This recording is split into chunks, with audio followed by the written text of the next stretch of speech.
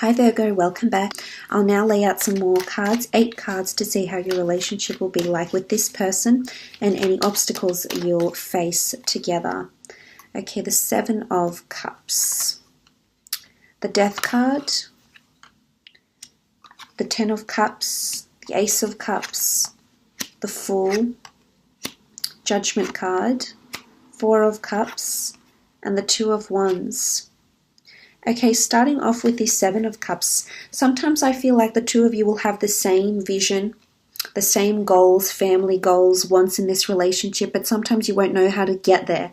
I feel as though you'll have your vision, you'll have shared goals and visions for the future is what I'm seeing, and you both have, or will have, things in common that you both want to work towards, dream careers, maybe set yourself up financially before you decide to have a family.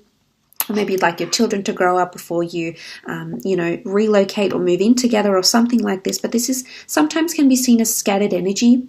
Sometimes I feel like you'll be in this relationship not knowing where the direction of this relationship is going. And sometimes I feel as though you'll be analyzing this a lot here, Virgo. So I think it's important to remember things will flow in the direction that you allow it to. Sometimes there will be scattered energy, but ultimately I see the 7 of Cups as quite a positive card of having your vision and trying to attract, trying to bring out the best parts of this person's personality, or trying to attract the same shared goals that you have with this person with the 7 of Cups here. You do have the Death card, so I feel like there's some major endings happening in this relationship. Now, for some, I always want to say that this relationship is, you might break up or have space or time apart and then actually reconcile and have a second go at this relationship, because the Death card brings major endings. Then you have possibly reconciliation happening with the 10 of Cups up here, followed by another chance at love with this person. So for some, I feel like the Death card coming into this reading could signify a few things.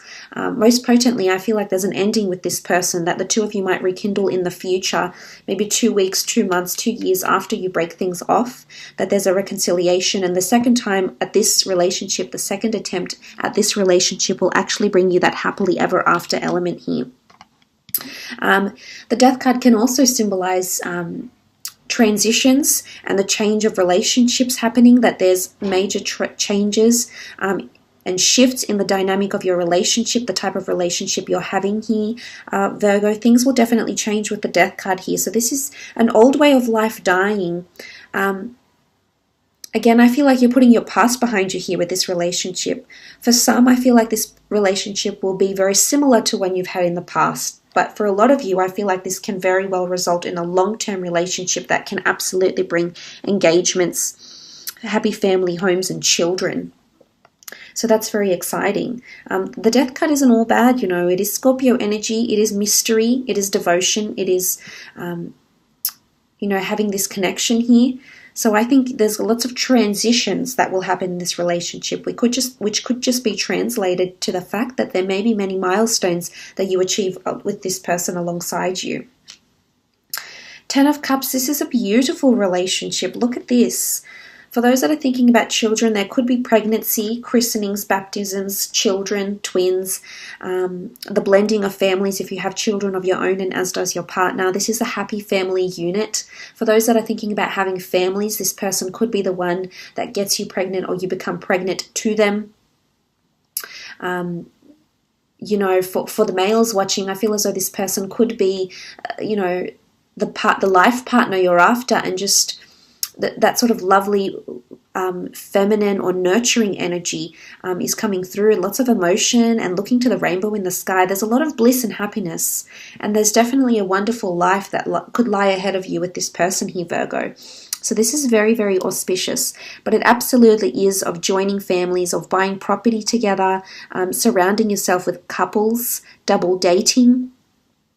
It is also a notion of being accepted by one's family, one's friends. So if this is a relationship and someone's very important to you, I feel like you'll get on with their family or friends. There's very good judgment that will lie upon you. So I feel like you'll be embraced or welcomed into this person's world, into their lifestyle, or into their family. So that's very, very exciting. Moving on to the Ace of Cups, this can absolutely symbolize engagements, marriage, or religious, spiritual ceremonies that may take place to commemorate a union. The Ace of Cups is the hand of God, and it is a spiritual connection here. It's also an outpour of emotion, a release of emotion. I feel as though you're releasing yourself from a lot of old things here, a lot of things from the past here, Virgo. A lot of firsts for you with this person. You know, the dove is sincerity, it's truthfulness. I think this is a relationship based on honesty. I also feel like there's an outpour of emotion, so anything that may be bothering you or maybe bothering them, it's definitely something that will be expressed. It's all about an outpour of emotion. And this person is supposed to be in your path, and you'll definitely feel very blessed. This is feeling the feelings of blessed. You know, there's abundant water. Your cup is overflowing. You couldn't be any more happier. This is a very nice energy with the Ace of Cups, but it could absolutely symbolize marriage, proposals, or commemorating a union of some kind here. So the Fool card can indicate travel opportunities and movement with the two of you. Again, I think this relationship will sometimes, I think it's because it's in the same column as the Seven of Cups, sometimes you won't always preempt the direction of this relationship. And I often think with the Fool card coming up, if this is how your relationship will be, sometimes you're going to just have to accept what is. And the Fool is quite embraces a lot of energies. He embraces a lot of opportunities that come his way. I guess he doesn't attach too much analytics or logic to it, or logic or reason, which I guess you tend to do, Virgo. So sometimes you may find yourself out of your element here. And I think what the obstacle for you would be most prominently is that there's a lot of things that are going to be done differently in this relationship, and I just don't know how you're going to handle it, Virgo. It's not as if you have to change. You know, I never encourage anyone to change unless it's for the better. But, you know, you are you in this body, in this life, with this personality, with these interests, with these desires, with these dreams. And no one can ever take that away from you, Virgo. But sometimes I feel like you're going to have to learn to be a little bit more like the Fool. And maybe not so much listen to your inner judgment, but more so your passion, your desire, your heart. You know, the Fool is a nomad. He follows his heart, unaware of the consequences. And again, I wouldn't encourage change. I mean, unless it is for the better, and unless it is a more healthier life way of thinking, I suppose. But sometimes I feel like the obstacles you're going to encounter with this person is that the both of you have to take chances and have to take risks and have to have faith. It's not logic and reason that's going to validate your actions, but faith. And I think that's probably the biggest obstacle you have here in front of your relationship. You know, it's about the judgment card is here. So judgment calls, forming a judgment, forming an opinion, weighing up the pros and cons. So, you know, the Fool card is here with the judgment card, and they're two very distinct ways of thinking here. And I think with the judgment card, your judgment is going to change from this person. You're also going to receive judgment from them, whether good or bad. I think it's good. I think a lot of what this person will teach you, I think you're going to do away with. So I think it's leaving behind negativity. You know, the Death card has the skeleton. It has a black flag. So sometimes we associate anything in the past that we've done, past habits, past toxic behavior, past toxic thoughts, past bouts of anxiety or depression. I think you're honestly leaving this behind, and this person is going to act as a gateway to you, leaving behind this negativity. But the Judgment card is a very warm embrace. It is a card of embracing. It's a card of happy family homes. It is a card of feeling welcome, feeling at home, being, you know, a good judge of character, making those important judgment calls as well. It is also karmic lessons that need to be learnt with the Judgment card. This is the universe, the angels, God's spirit energy that's giving you these lessons, and you're going to have to embrace them. You're going to have to face the music, so to speak. So again, it's going to be quite confronting here. I feel like with what this person is going to teach you, or how you're going to come to realize how you're acting or what you're doing, you're going to be confronted with yourself, so to speak, because the Four of Cups is all about self-illumination. It's about, this is the tree of life, so this is the way you've known to be, Virgo. And suddenly, this hand of God comes up and offers you something you're not used to that can change your direction of life. So what I want to say is that this relationship, if it doesn't turn out in marriage and children and that happily ever after sailing into the sunset, growing old together, which, you know, till death do you part, literally, could be the case. I feel as though with the Four of Cups, this relationship is going to change your life in a really, really, really big way, especially to do with your perception, your thinking, your thought pattern, judgment calls, and the way you think about attracting things into your life. This is the Tree of Life, and this is life-altering illumination coming with the Four of Cups. And this had to happen because it's going to teach you something that you'll be able to take with you to the grave, so to speak. So you'll definitely be learning a lot about yourself and this other person here. And also with the Two of Wands, this is a card of journey, exploration, travel, pursuing wanderlust. In fact, there's 2 travel cards here. So some of you will be relocating to be with someone else. This could eventuate into a long-distance relationship for others.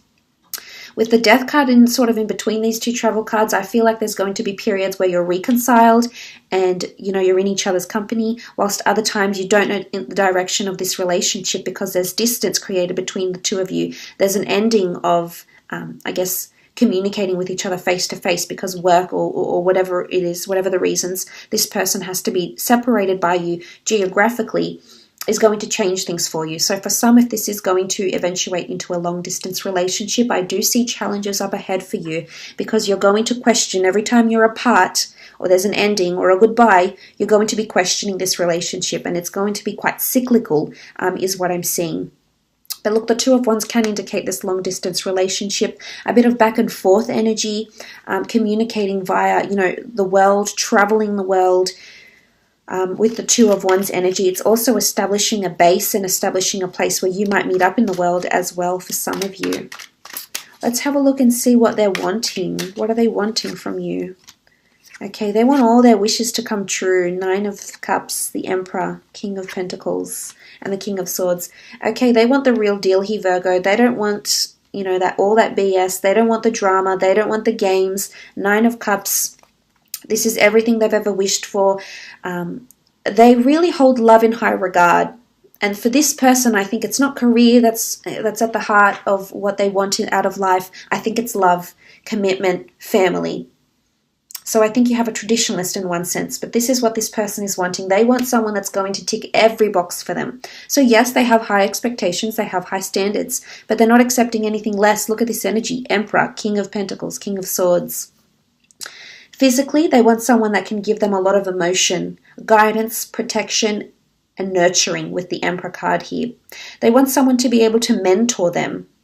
So they do appreciate gaining wisdom because I think they're very intellectual and they're also very curious. So they're interested to learn about themselves and how they come across with the Emperor energy, but they are needing someone to nurture them, whether they say it or not, with the Emperor energy here. But this is also fire, passion, and lust, and this is what they're wanting physically. Stability-wise, with the King of Pentacles, I feel like they're wanting to move in quickly. They're wanting to establish themselves with you quickly. They're wanting to establish roots. It's a card of complacency. It's a card of stability, security, and having consistency. So they want consistency in action, in words, in affection. It can't be half-heartedly done. And I feel that's where the challenge is going to lie, because this person wants stability, but with the Death card and the Fool, new beginnings, death, new beginnings, reconciliation, questioning where your relationship is going, this is going to prove to be a challenge for some of you. But it is indulgences as well, indulgences with the 5 senses, so pleasure, food, eating, seeing, you know, there's a lot. This person is definitely wanting an adventurous relationship, is what I'm seeing here, where you spend a lot of time together doing different things. King of Swords, communication is very, very important to them. I don't think there'll be any struggle with communication. I think distance might separate you for a time, but King of Swords, they're coming up very expressive, also quite analytical, and also coming up upright. There's no hesitations here with the Page or the Knight. In terms of what they're wanting from you, they just want you to be very direct and to tell them like it is. Don't sugarcoat anything. They won't appreciate that. They can handle the judgment.